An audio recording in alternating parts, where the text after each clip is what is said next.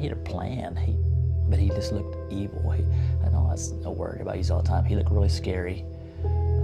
To me, his eyes were like a brownish red. Into his home, where he would have snakes that would be, a dead snake would be draped over his door handle, and there would be communion cups filled with blood on this front porch.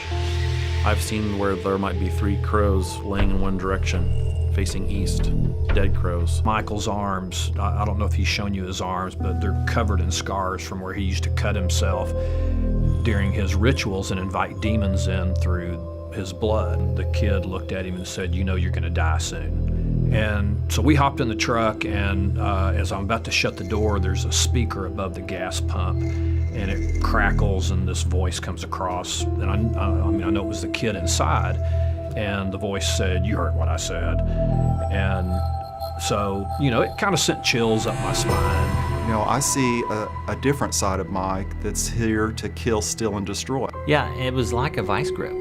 It really was. It sort of clamped around my forehead and began to squeeze in a little bit. There's things crawling on my walls, there's sounds, there's voices. And then in the midst of that conversation, all of a sudden this loud torch sound appears. We were in the kitchen for some reason, and we looked into the study and we saw a plastic knife fly through the air, and there was nobody in there. Mike looked at me. The pupil of his eyes were no longer round. They just started stretching out till they got, if you've ever seen a snake's eyes or alligator, I think they've got an elongated pupil also. But it was just, they just went out like that. And he would have facial expressions, his face would contort. I was taking him out to his vehicle.